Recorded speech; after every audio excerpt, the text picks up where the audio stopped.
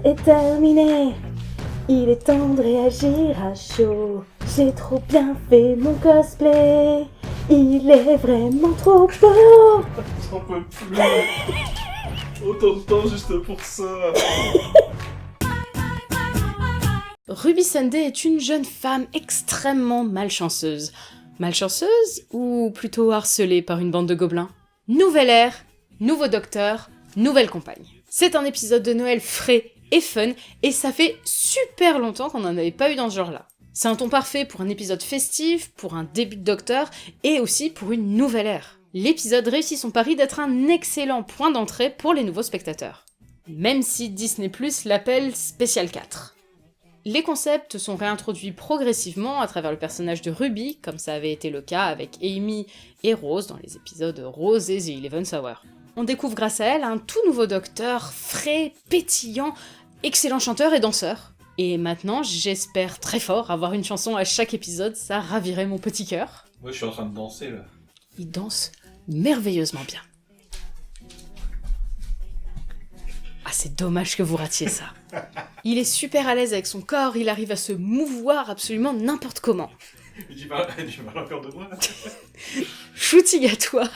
Quoique Julien aussi. C'est vraiment dommage que vous ne le voyez pas. Mais même ses capacités physiques sont peu de choses par rapport à son véritable point fort, son empathie. Il est capable de déduire la psychologie de quelqu'un par rapport à la bague qu'il a dans sa poche, mais aussi de respecter le souhait d'une mère qui a voulu être anonyme quand elle a abandonné son bébé. Notons aussi l'évocation du Timeless Child qui est fait de façon assez subtile, surtout pour les nouveaux spectateurs. Voilà, juste, on sait que le docteur a été abandonné, a été recueilli. On n'a pas besoin d'en savoir plus quand on arrive dans la série, mais par contre, pour les anciens spectateurs, c'est quand même un sacré clin d'œil, et j'ai vraiment trouvé ça bien amené. Bref, Shooting à toi est 100% le docteur. Surtout quand il marche sur ses mains, là, après avoir fait son petit tour avec Houdini, là. Il marche sur les mains. Ouais, il est là sur les mains et les pieds, il fait tout. Oui, il marche à quatre pattes. Il marche à quatre pattes, mais bon, c'est rigolo. Oui, c'est rigolo. Ah oui, toi tu l'imaginais avec les pieds en l'air et tout. Non, ça c'est dans le prochain. Ça fait du bien d'avoir un nouveau docteur, je trouve. Ça fait longtemps. Enfin, c'est normal. Ça fait longtemps qu'on n'a pas eu un vrai nouveau docteur qui sait faire de nouvelles choses. C'est là qu'on se rend compte que le 14e, il était quand même un peu proche du 10. Oui, voilà, c'est ça. Il y a très très longtemps qu'on n'a pas vu un docteur qui savait faire des nouvelles choses, en fait. Et il a des gants. Des gants qui savent faire des choses. Et son tournevis sonique, il fait aussi des trucs bizarres. Il a un tournevis sonique qui arrive à capter des diamants. Quoique le précédent, il savait bien faire des écrans. Oui, voilà, en fait, oui, il fait toujours des trucs bizarres. Juste la baguette magique, nouvelle règle. Je suis un peu moins transcendée par le jeu de Millie Gibson, qui, si elle est super attachante, n'est pas toujours très juste. Je dis ça alors que je suis super mauvaise actrice.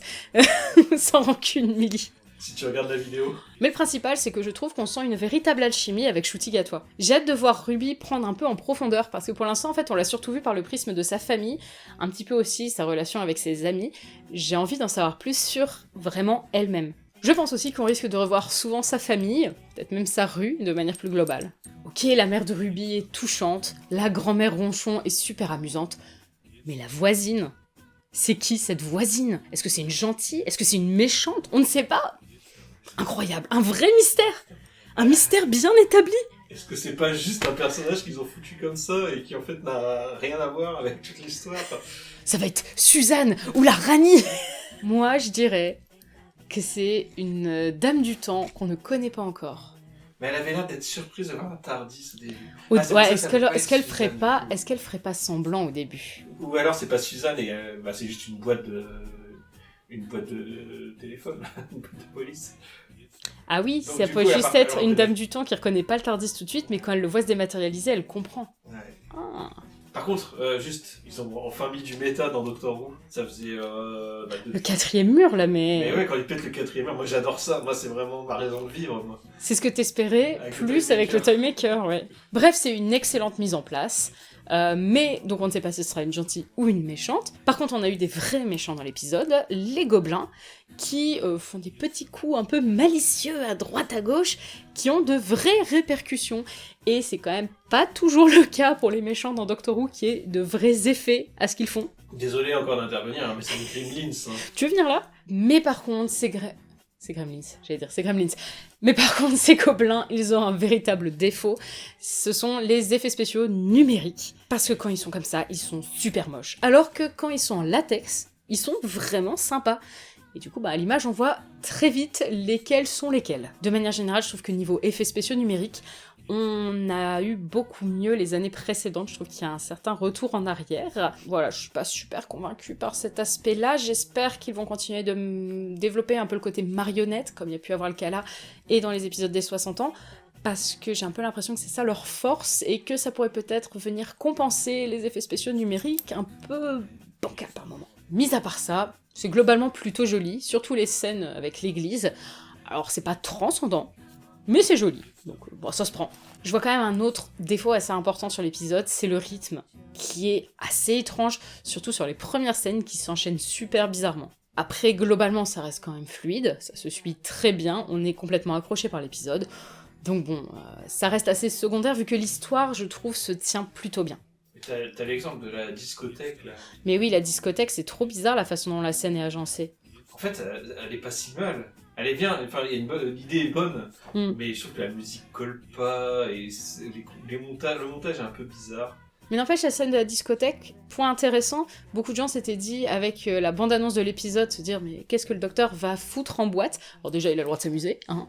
Mais c'est justifié, en fait, dans l'épisode. Il est là parce qu'en fait, il a Ruby à l'œil. Donc c'est tout à fait logique qu'il aille là, et il a quand même le droit de s'amuser. Laissez le docteur s'amuser. Donc comme je disais, globalement, sinon c'est plutôt fluide. On a des personnages et un mystère qui sont bien introduits, on a véritablement envie de les suivre. Tous ces points-là, je trouve qu'ils ont été amenés avec beaucoup plus de tact que ceux dans les épisodes des 60 ans. C'est pas du tout la même chose, au final. C'est pas la même chose, mais mine de rien, c'est quand même comparable.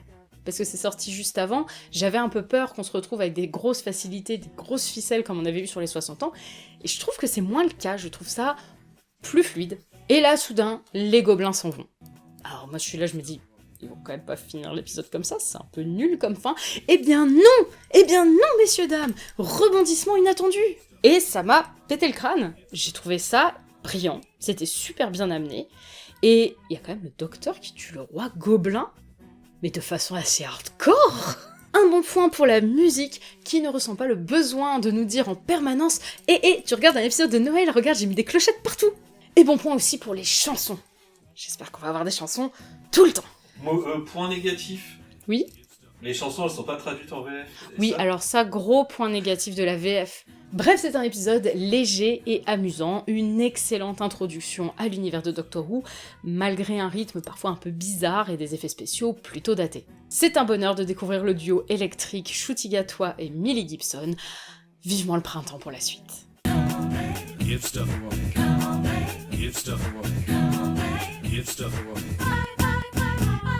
Et vous, qu'avez-vous pensé de The Church on Ruby Road? Dites-nous tout dans les commentaires, j'en peux plus. Il fait chaud là-dedans en plus, vous imaginez pas. On se retrouve sur Paperpot pour plein d'autres vidéos en attendant le printemps prochain pour le prochain HO. Zoubi les Arbis, et à bientôt. J'arrive pas à sortir, je vois pas ce que je fais. Il y a des câbles, j'ai pas des yeux. Bon, heureusement, il a réussi le cosplay.